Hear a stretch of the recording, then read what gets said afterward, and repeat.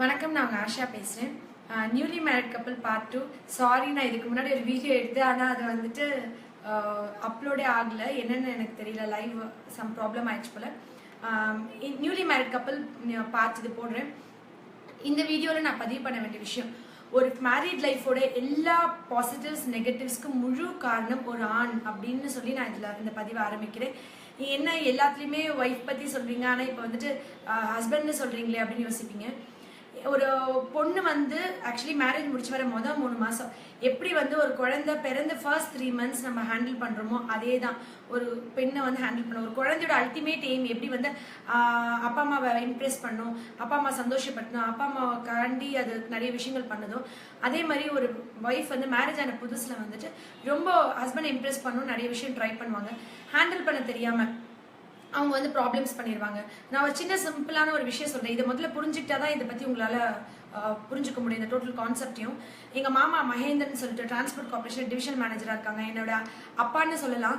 என் அப்பா இல்லாத சமயங்களில் என்னோட சின்ன வயதுலேருந்து எனக்கு லைஃபோட நிறைய விஷயங்களை ஒரு லைன் தான் சொல்லிட்டு போவாங்க என் மாமா. அதை அப்படியே நான் வந்து ஒரு மோட்டோவாக எடுத்துக்கிட்டு அப்படியே ஃபாலோ பண்ணுவேன். ஔஷியோட புக்ஸ் படிக்கிற பழக்கம் இருக்குது எங்கள் மாமா அப்பா அவங்களுக்கு. அவங்க வந்து இப்போ எனக்கு ஒரு பாயிண்ட் சொல்லி கொடுத்தாங்க மேரேஜ் ஆன புதுசில். ஆழ் மனசு நினைவு மனசுன்னு 2 விஷயம் இருக்குது. ஆழ் மனசு வந்து நம்ம டீப் மைண்ட், சப்கான்ஷியஸ் மைண்ட். நினைவு மனசுன்றது நம்ம பேசிட்டு இருக்கிறது. இப்போ நான் நினைவு மனசுல நீங்க நல்லா இருக்கணும், ஹாப்பியா இருக்கணும். இப்போ ஃபார் எக்ஸாம்பிள் ஒரு குடிக்கிறாங்கன்னு வச்சுக்கோங்களேன், குடிப்பழக்கத்தை நீங்க விட்டுறணும், லிவர் கெட்டு போயிடும், நீங்க இறந்து போயிருவீங்க, உயிர் ஆபத்தாரு அப்படின்னு நான் எவ்வளவு மணி நேரம் பேசினாலும் அவங்க வந்துட்டு என்கிட்ட பேசிட்டு வெளியே போனோடனே, கிளினிக்ல இருந்து வெளியே போனோடனே ஒரு பிராண்டி கடையை பார்த்தா உள்ள நுழைஞ்சிருவாங்க. அதே ஆள் வந்து ஏன்னா ஆழ் மனசுல அடிக்ஷன்ற விஷயம் இருக்கு, நினைவு மனசுலதான் வந்துட்டு அந்த நான் பேசுற விஷயங்கள்லாம் பதியுது. அதே ஆள் சபரிமலைக்கு மாலை போட்டாங்கன்னா 48 நாள் தொடவே மாட்டாங்க, ட்ரிங்க்ஸே தொட மாட்டாங்க. என்னன்னு கேட்டீங்கன்னாக்கா அவங்களுக்கு வந்துட்டு அப்ப அந்த ஆழ் மனசுல வந்து கடவுள் பயம், இறைபக்தி, 24 சாமியே சரணமையப்பான்னு சொல்லுவாங்க. அதே ஆள் மாலையை கலெக்ட் அன்னைக்கு ஈவினிங் வந்து குடிச்சிருவாங்க. ஸோ இந்த அடிக்ஷன்ற ஒரு விஷயமே கிடையாது, நம்மளோட மனசு தான் அதுக்கு காரணம் அப்படின்றத சொல்ல வரேன். எதுக்கு இது இப்போ சம்மந்தமே இல்லாமல் சொல்றோம்னா, இப்போ பசங்க வந்து the get influenced more and more to many things. என்ன விஷயங்கள் அப்படின்னு பார்த்தீங்கன்னாக்க, இப்போ நம்ம ஃபேஸ்புக் வாட்ஸ்அப்புக்கு எல்லாருக்குமே தெரியும் நிறைய மீம்ஸ். இப்போ சமீபத்தில் கூட ஒரு மீம்ஸ் பார்த்தேன், நான் அதை பார்த்து சிரிச்சேன்னா, ஆனால் அதுக்கப்புறம் தான் எனக்கு தோணுச்சு, ஓகே இது எவ்வளோ தூரத்துக்கு பசங்களோட மனசை பாதிக்கும். இப்போ ஒருத்தவங்க போட்டிருக்காங்க, ஒரு மேரிட் மேன் வந்து ஒரு ஸ்டேட்டஸ் போட்டிருக்காங்க, please don't disturb me because I am already disturb. என்னை தயவு செஞ்சு தொந்தரவு பண்ணாதீங்க, ஏன்னா ஏற்கனவே நான் பாதிக்கப்பட்டிருக்கேன்ற மாதிரி ஒரு ஸ்டேட்டஸ். இதை நம்ம பார்த்து இப்போ சிரிச்சுட்டு போறோம். ஆனா இந்த மாதிரி ஆயிரக்கணக்கான மீம்ஸ் ஃபேஸ்புக் வாட்ஸ்அப்ல எல்லாருக்கும் தெரியும். பொண்ணுங்களை வந்துட்டு கிண்டல் பண்ணி கலாய்ச்சி, அதாவது மேரிட் லேடியா இருக்கட்டும், லவ்வரா இருக்கட்டும், டார்ச்சர், ரொம்ப தொந்தரவு, உபதிரம், அந்த மாதிரி மீம்ஸ் கிரியேட் பண்றவங்க எல்லாம் மோஸ்ட்லி பசங்க தான். எல்லாரும் அவ்வளோ டேமேஜ் பண்ணி, காமெடி பண்ணி, கிண்டல் பண்ணி சிரிச்சு போடுறோம். இது எல்லாம் அப்ப பார்த்து சிரிச்சுட்டு போனாலும் ஆழ் மனசுல இப்ப நம்ம ஜென்ரேஷன் வரைக்கும் தெரியும், நம்ம வந்துட்டு ரொம்ப ஸ்ட்ராங்கா எல்லாருமே நம்ம ப்ராட்டப் எல்லாமே வில்லேஜ் ஓரியன்டா, நம்மள வரைக்கும் வந்து இந்த சிவிலைசேஷன், மாடர்ன் சிவிலைசேஷன் பெருசா நம்மளுக்கு வரல. ஆனா இப்போ 10th 8th 9th +2 படிக்கிற பசங்க எல்லாமே உலகமே தெரியாது, அவங்களுக்கு லைஃபே தெரியாது. அவங்க நிறைய பார்த்து இதெல்லாம் இன்ஃப்ளூயன்ஸ் ஆகும்போது அவங்க ஆழ் மனசுல இந்த விஷயங்கள்லாம் பதியும் போது கண்டிப்பா மெரைட்டல் லைஃப்ல பசங்களோட ரெஸ்பான்சிபிலிட்டி என்ன அவங்களுக்கு ஒண்ணுமே புரியாது. டைவர்ஸ்ன்றது 199 பேருக்கு வந்துடும். என்னதான் வந்துட்டு டைவர்ஸ் ஆனா கூட, ரீமேரேஜ் பண்ணிட்டா கூட, அந்த பிள்ளைங்க வாழ்ந்தா கூட அந்த ஆம்பளை பசங்களுக்கு ஒண்ணுமே இருக்காது. அந்த பெண் குழந்தைங்களுக்கு வந்து அந்த காயம், அந்த ஃபர்ஸ்ட் லவ், அப்புறமா அந்த டிவோர்ஸ் ஆகி திருப்பி ரீமேரேஜ் பண்ணும்போது ஒரு கில்ட்டி கான்ஷியஸோடய அவங்க வாழணும். அதனால அவங்களுக்கு நிறைய ஸ்ட்ரெஸ் இருக்கும், டிப்ரெஷன் இருக்கும். இதெல்லாம் தீர்க்கணும்னா ஒரு ஆண் கையில தான் இருக்கு. ஒரு பையன் வந்து எப்படி லைஃபை பேலன்ஸ் பண்ணணும்.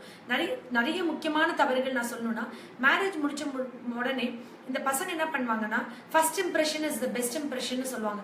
மேரேஜ் முடிச்ச உடனே ஒய்ஃப் கிட்ட வந்து அம்மா பத்தியோ அக்கா தங்கச்சிங்க பத்தியோ இருக்கிற நெகட்டிவ்ஸ், என் தங்கச்சி இப்படிதான் என்கிட்ட பொறாமப்படும், இல்ல சண்டை போடும், இல்ல கோவப்படும், நான் இவங்க வந்து ஆனா அதுக்கப்புறம் தங்கச்சியோட உயிரா இருப்பாங்க, அம்மா மேல உயிரா இருப்பாங்க, சேர்ந்துக்குவாங்க. ஆனா இந்த ஒய்ஃப் கிட்ட அந்த நெகட்டிவ்ஸ் எல்லாம், எங்க அப்பா அம்மா அப்படி காசு இது பண்ணும், ரொம்ப மணி இது பண்ணும், இல்ல ஏதோ ஒரு விஷயம் இதெல்லாம் சொல்லிடுவாங்க. சப்போஸ் ரிலேட்டிவ்ஸ்ல இருந்தா இன்னும், எங்க தாய் மாமா பொண்ணா அந்த அவ வந்து எனக்கு முறை பொண்ணு கட்டி வைக்க நினைச்சாங்க, ஜாதகம் முருந்தலன்னு கட்டல, இதெல்லாம் ஒய்ஃப் கிட்ட சொல்லிடுவாங்க. அடுத்து என்ன ஆகும்னா, அந்த ஒய்ஃப் என்னதான் நினைவு ஆழ் மனசு அது ரெஜிஸ்டர் ஆயிடும். என்னதான் நினைவு மனசுல அந்த மாமியாரோ அந்த நாத்தனாரோ அன்பா இருந்தாலும் அவங்க குணம், எங்க ஹஸ்பண்ட் சொன்ன விஷயம் இவங்க டீப் மைண்ட்ல பதிஞ்சிடும். அவங்க ஆட்டோமேட்டிக்கா அவங்களை ரெஸ்பெக்ட் பண்ண மாட்டாங்க, நல்லபடியா நடக்காது. எப்படி ஒரு அப்பா பத்தி அம்மா தப்பா குழந்தைங்கிட்ட சொன்னா குழந்தை அம்மாவையும் அப்பாவையும் மதிக்காம போயிருமோ, அதே மாதிரிதான் இதுவும். இந்த மாதிரி ஒரு இம்ப்ரெஷன் கிரியேட் பண்ணாதீங்க. உங்களோட அடுத்த அந்த மாமா இருந்ததுன்னா அடுத்த அந்த மாமா பொண்ணுங்கெல்லாம் வந்து சப்போஸ் ரொம்ப மேரிட் கேர்ள்ஸா இருந்தா அவங்களுக்கு தெரியும் லிமிட் ஸ்பேஸ் கொடுக்க தெரியும், ஓரளவுக்கு நீட்டா நடந்துக்குவாங்க. அன்மேரிட் கேர்ள்னு வச்சுக்கோங்களேன், வேணும்னே அந்த பிள்ளைங்களுக்குள்ள அந்த இந்த ஏஜுக்குள்ள ஜாலியில் என்ன பண்ணுவாங்கன்னா அந்த ரொம்ப க்ளோஸா இருக்குது அந்த பையனோட, இந்த பொண்ணை இரிட்டேட் பண்றது இந்த மாதிரிலாம் பண்ணும்போது இந்த பொண்ணு வந்து இரிட்டேட் ஆச்சு ஆட்டோமேட்டிக்கா அவங்களோட ரிலேஷன்ஷிப்பை கட் பண்ணணும்னு ஹஸ்பண்டை ப்ரெஷர் பண்ணும். எப்போ ஒரு பொண்ணு சொல்லணும்னா இன்செக்யூரா எப்போ ஃபீல் பண்ணுது அப்பதான், எப்போ வந்து ஒரு கல்யாணம் முடிச்ச உடனே ஒரு வைஃப் வந்து தனக்கு மட்டும் தான் தன் கணவர் முழுசா சொந்தம், வேற யாருக்கும் என்னுடைய காதலியோ அன்பையோ பங்கு போட்டு மாட்டேன்னு சொல்வா, அவதான் ஒரு வைஃப். அதுதான் இயற்கை, அதுதான் நேச்சர். அந்த ஸ்பேஸையும் அந்த ஃப்ரீடத்தையும் அவங்களுக்கு நம்ம கொடுத்துட்டோம்னா அவங்க நிம்மதியா இருப்பாங்க. அதை விட்டுட்டு இந்த பிள்ளைய கார்னர் பண்ணாலோ இல்லை இவங்க வந்து ஓவரா உரிமை எடுத்துக்கிட்டு மாமா அப்படி இப்படி க்ளோஸா ரொம்ப இது பண்ணும்போது அந்த பொண்ணு இரிட்டேட் பண்றது, இன்செக்யூர்டா ஃபீல் பண்ணும்போது அந்த பொண்ணோட ஒரிஜினாலிட்டி மாறி, அந்த பொண்ணோட நல்ல குணங்கள் மாறி, அந்த பொண்ணோட குவாலிட்டி எல்லாம் மாறி அந்த பொண்ணு ஒரு மோசமாவோ ரஃபாவோ ஹார்ஷாவோ நடந்துக்கிற சூழ்நிலைக்கு ஆளாக்குறது அந்த ஆண் தான். அதே மாதிரி அம்மா கிட்ட போயிட்டு மேரேஜ் முடிச்ச உடனே இந்த பொண்ணு வந்து அவங்க அம்மா அப்படி பண்ணாங்க இப்படி பண்ணாங்க எது சொன்னாலும் எல்லாத்தையும் போய் அம்மா கிட்ட சொல்றது, எல்லா விஷயங்களையும் போய் பசங்களுக்கு அந்த மெச்சூரிட்டி இல்லாம போறதுக்கு இப்ப காரணம் வந்து பூவோடு சேர்ந்து நாரும் மணக்கும்ன்ற மாதிரி எதெல்லாம் நல்லதே பாருங்க, நல்லதே கேளுங்க, நல்லதே பேசுங்கன்னு சொல்லிட்டே இருப்பாங்க சின்ன வயசுல அந்த காலத்துல பெரியவங்க. இது இவங்க நிறைய இப்ப இன்ஃபுளுயன்ஸ் ஆகிற விஷயங்கள் எல்லாமே நெகட்டிவ்ஸா இருக்கு, எல்லாமே தவறான ஒரு கண்ணோட்டத்துல இருக்கு. இவங்க தெரியாம போய் எல்லாத்தையும் அம்மாட்ட சொல்லிடுறாங்க. அம்மாட்ட சொல்லும்போது மேரேஜ் முடிச்சு 3 மாசம் புதுசா கல்யாணம் ஆன 2 பேர் மீட் பண்ணி இருக்கிற அந்த ஆங்ஸைட்டி பதட்டத்தை விட அந்த மாமியாருக்கு இருக்கிற பதட்டம் 100 மடங்கு இருக்கும். நம்ம பிள்ளைய பங்கு போட்டுருவாங்களோ, நம்ம பிள்ளைய பிரிச்சு கொண்டு போயிருவாங்களோ, நம்ம பையனை நம்ம இப்படிலாம் வளர்த்துமே, அந்த அன்பு அந்த காதல் அந்த லவ்க்கு ரொம்ப ரொம்ப ரொம்ப போராடிட்டு இருப்பாங்க அந்த அம்மா. அந்த பையனுடைய அப்ப வந்து சைக்காலஜிக்கலா மனசுக்குள்ள சொல்ல முடியாத பதட்டம் பயம், கணவர்கிட்ட கூட டிஸ்கஸ் பண்ணியிருக்க மாட்டாங்க. அப்படி இருக்கும்போது இவங்க போய் சொன்னா ஐயோ நம்ம நல்லா தானே நினைச்சோம், இவ்வளோ நெகட்டிவா சொல்லியிருக்காளே, இவ்வளோ இது பண்றாள், இவன் நம்மளை வெறுத்துருவாள், இவளுக்கு பிடிக்காம போயிருமோ.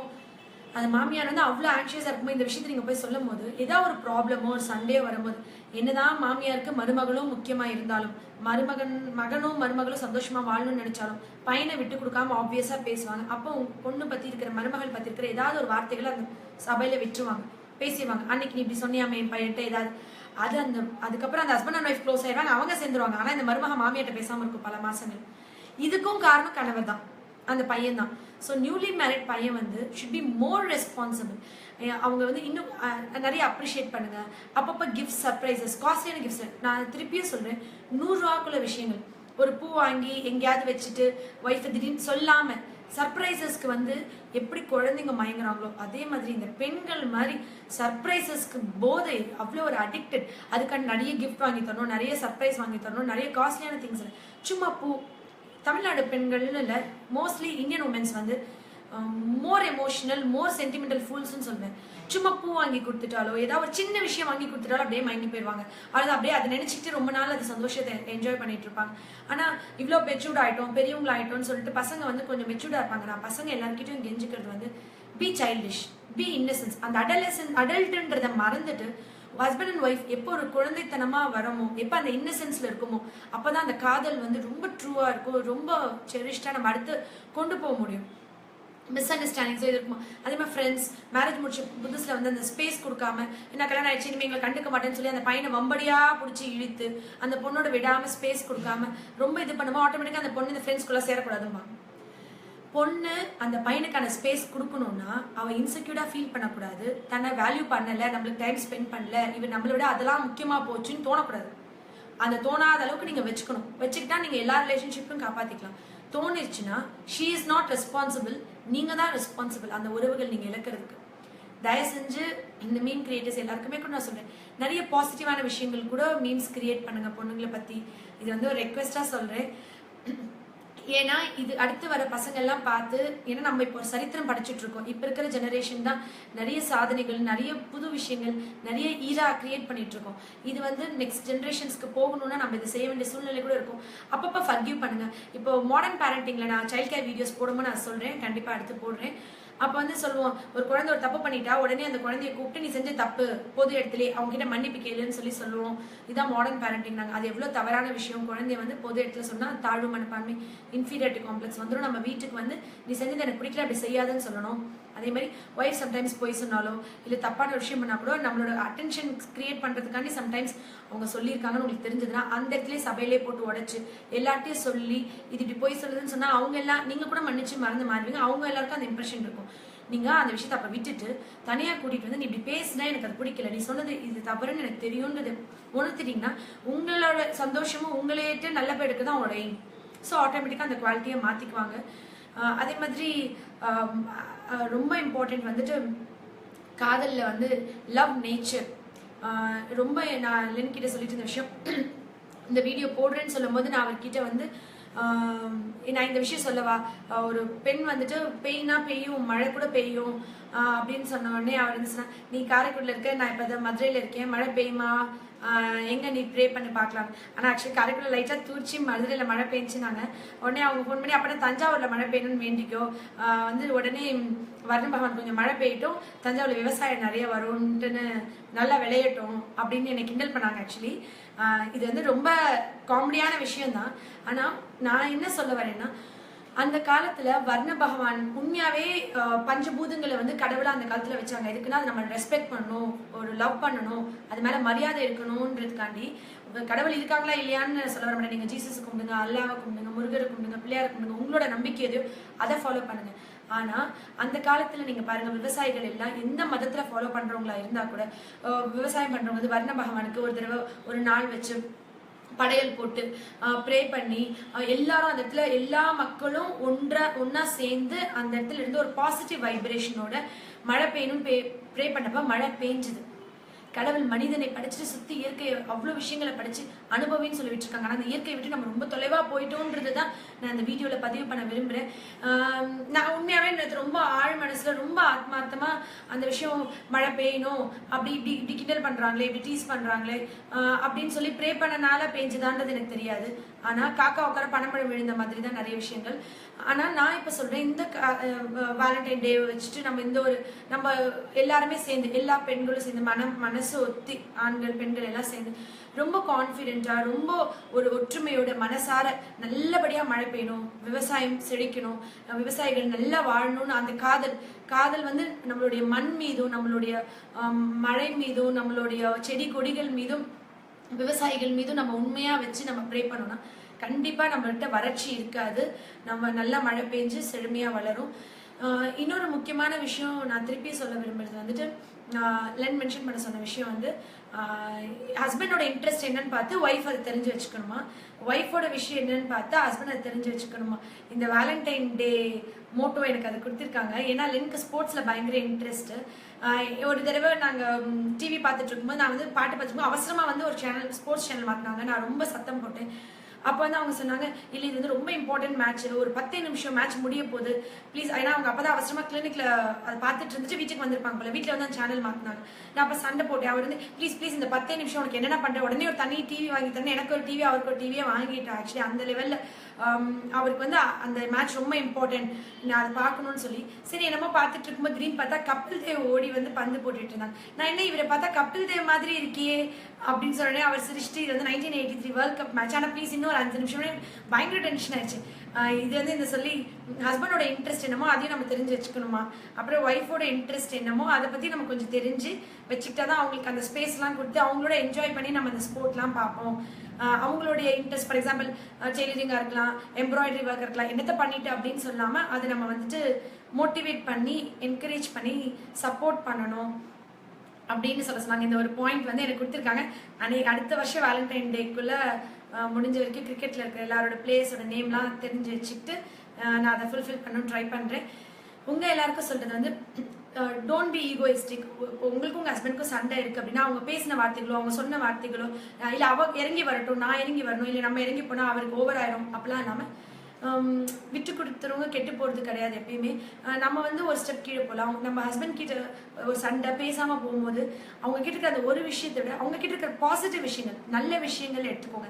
அந்த நல்ல விஷயங்களை எடுத்துக்கிட்டு அதை நம்ம வச்சு ஈஸியாக காம்ப்ரமைஸ் ஆகி போகலாம்.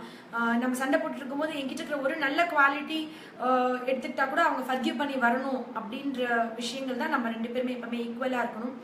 இந்த வேலண்டைன் டேல நான் சொல்ல விரும்புறது வந்துட்டு பசங்க வந்து ஒரு ஸ்பேஸ் ஒரு டைம் அதுக்கப்புறம் தான் சொல்றத மனைவி சொல்றத காது கொடுத்து கேட்கணுன்றது. மேரேஜ் முடிச்ச உடனே நம்மளோட கமிட்மெண்ட் முடிஞ்சிச்சு, லைஃப் முடிஞ்சிச்சு அப்படின்ட்டு போயிடுறாங்க பசங்க. பொண்ணுங்க மேரேஜ் முடிச்ச அப்புறம் தான் நம்ம லைஃப்குள்ளே என்டர் ஆகிறோம், இனிமேதான் ஒரு லைஃப் இருக்குன்னு நினைச்சு வருவாங்க. சின்ன வயசுலேயே நிறைய பாய் ஃப்ரெண்ட்ஸ் எப்படி வந்து அக்கா தங்கச்சியோட பிறக்காத ஒரு பையன் கூட கல்யாணம் பண்ணிட்டா ஃபர்ஸ்ட் 6 months ரொம்ப கஷ்டம், புரிஞ்சுக்கிறது கஷ்டம். அவங்களுக்கு நிறைய கேர்ள் ஃப்ரெண்ட்ஸ் இருந்திருக்கலாம், நிறைய வெளியே பெண்களோட பழகிருக்கலாம். ஆனால் ஒரு பொண்ணோட 6 மாசம் ஒரே வீட்டில் இருக்கும்போது அது வேற மாதிரி இருக்கும். அப்பதான் அந்த பெண் எதுக்கு அழுகுறாங்க, என்ன பிரச்சனை புரிஞ்சுக்க முடியாது பசங்களால. ஆக்சுவலி ஒரு பெண் குழந்தையோட பிறக்காத பசங்களுக்கு ரொம்ப கஷ்டம் அதை ஹேண்டில் பண்ண. அதே மாதிரி இந்த பெண்கள் வந்து சின்ன வயசுலேயே பாய் ஃப்ரெண்ட்ஸ் இல்லாம, நிறைய பேரோட பழகாம, கோயட் ஸ்கூல்ல படிக்காம, முறை பசங்க அந்த மாதிரி ரொம்ப பெரிய ஜாயிண்ட் ஃபேமிலிலாம் வளராம, ஒத்த பொண்ணா ரொம்ப ஹஸ்பண்ட் கூட மட்டும் உலகம்ட்டு இருந்திருக்காங்கன்னு வச்சுக்கோங்களேன். அந்த ஹஸ்பண்டோட நிலமே பரிதாபம் தான். ஏன்னா அவங்களுக்கு சின்ன வயசு நிறைய ஆசைகள் இருந்திருக்கும், நிறைய பேர் ஃபோன்ல பேசுறது, மணிக்கணக்கா ஊர் சுத்துறது, பாய் ஃப்ரெண்ட்ஸோட சேட் பண்றது, எல்லாத்தையும் பார்த்து அந்த ட்ரீம்ஸ் எல்லாம் மனசுல வச்சுட்டு எல்லாத்தையும் வந்து ஹஸ்பண்ட் கிட்ட கொட்டுவாங்க. ஹஸ்பண்ட் இப்போ ஜாலி டைப்பா இருந்தா, என்ஜாய் பண்றவரா இருந்தா தட்ஸ் ஃபைன். இது புரியாம அந்த பையன் இருந்து அது வழக்கம் போல அவன் ஃப்ரெண்ட்ஸ் அவனோட உலகம்ட்டு அவன் இருந்தானா இந்த பொண்ணு அழுது ரொம்ப டிஸ்டர்ப் ஆகி பிரியிற நிலைமைக்கு போகும். மேரேஜ் முடிச்சு ஃபர்ஸ்ட் 3 மாசம் எப்படி குழந்தைய புரிஞ்சுக்கோங்கன்னு சொல்றணும். அதே மாதிரி உங்களுடைய ஒய்ஃபோட குழந்தையோட இன்ட்ரெஸ்ட் என்ன, டேலண்ட் என்ன, என் குழந்தை எதை சாதிக்க பிறந்திருக்குன்னு எப்படி பார்க்கணுமோ அதே மாதிரி உங்க ஒய்ஃபோட இன்ட்ரெஸ்ட் என்ன, டேலண்ட் என்ன, இவங்களோட சைல்ட்ஹுட் டேஸ் எப்படி இருந்திருக்கு, என்ன காயங்கள் இருந்திருக்கு, எப்படி அவங்களை ஹேண்டில் பண்ணணும் 3 மாசம் புரிஞ்சுக்க முயற்சி பண்ணணும். அந்த முயற்சி பண்றேன் நான் அதெல்லாம் பண்ண மாட்டேன்னா மேரேஜே பண்ணிக்க கூடாது. மேரேஜ் பண்ணிட்டோம்னா இது பண்ணணும், இது உங்களோட ரெஸ்பான்சிபிலிட்டி. இதெல்லாம் செஞ்சாதான் ஒரு சக்சஸ்ஃபுல் கப்பலா இருக்க முடியும். நெக்ஸ்ட் வந்து சைல்ட் கேர் வீடியோஸ் பார்ப்போம். நீங்க ஹாப்பியா இருக்கிறதுக்கு நிறைய காரணங்கள் இருக்கு. சைல்டிஷ்னஸ் நான் சொன்னதுல பாயிண்ட்ஸ் எல்லாம் விட்டுட்டேன். சைல்டிஷா இருக்கிறது, நல்லா என்ஜாய் பண்றது, பாட்டு போடுறது, டான்ஸ் ஆடுறது, ஆட்டம் போடுறது, லவ் பண்றது, நிறைய சைல்டிஷ் பிளேஸ் இருக்கிறது, ஒய்ஃபோட ஹஸ்பண்டோட சேர்ந்து சின்ன சின்னதா வீட்டுல சும்மா ஓடி பிடிச்ச விளையாடுறதுல இருந்து என்னன்னாலும் அந்த இன்னசென்ஸ் இருக்கணும். இது வரைக்கும் இருக்கோ இல்லையோ நேச்சரோட சேர்த்து அந்த இன்னசென்ஸ். ஒவ்வொரு வேலண்டைன் டேலையும் நான் வந்துட்டு என்ன சொல்வேன்னா, வேலண்டைன் அந்த மெச்சூரிட்டியே இல்லாம, அந்த வயசே இல்லாம, சின்ன வயசுல வாழ்க்கைக்கான லட்சியம் இல்லாம, சும்மா அந்த செட்டில் ஆகிற அந்த எய்ம்ல வந்துட்டு யாரோ ஒருத்தவங்க கல்யாணம் பண்ணி லைஃபை ஸ்பாயில் பண்ணி கெடுத்துட்டு இந்த மாதிரிலாம் இல்லாம, திருமணத்திற்கு பின் இருக்கும் காதல் தான் வந்து லைஃப்ல நம்ம நெக்ஸ்ட் லெவல் கொண்டு போறதுக்கான காதலா இருக்க முடியும் நிச்சயமா. அதுக்கு நீங்க ரொம்ப அதுக்கப்புறம் லவ் பண்றது ரொம்ப இம்பார்ட்டன்ட். மேரேஜ் பண்றதுக்கு அப்புறம் வந்து அந்த அன்பே இல்லாம, அந்த லவ்வே இல்லாம, குழந்தைங்களுக்காண்டி வாழ்றோம், அப்பா அம்மா காண்டி வாழ்றோம், இல்லைங்க நான் என் அம்மா அப்பா காண்டி வாழ்றேன்னு ஒரு பொண்ணு சொல்றது வந்து அந்த டோட்டல் மேரேஜ் லைஃபே ஃபெயிலியர் தான். டு பி சக்சஸ்ஃபுல் அந்த அன்பும் இன்னசென்ஸும் சைல்டிஷ் பிஹேவியரும் கண்டிப்பா வேணும். எப்பயுமே வந்துட்டு ரொம்ப மெச்சூர்ட் ஆயிட்டோன்றதை மறந்துட்டு அந்த ஏஜுக்குள்ள மெச்சூரிட்டியில நடந்துக்கணும்னு தேவையே இல்லை. ஒரு கணவன் மனைவி வந்து எப்பயுமே ஒரு ஹாப்பியா இருக்கிறதுக்கு எல்லாருமே சந்தோஷமா இருக்கணும், எல்லாருமே ரொம்ப அன்பா இருக்கணும், எல்லாரையும் ரொம்ப நேசிக்கணும்னு வேண்டிக்கிறேன். நன்றி.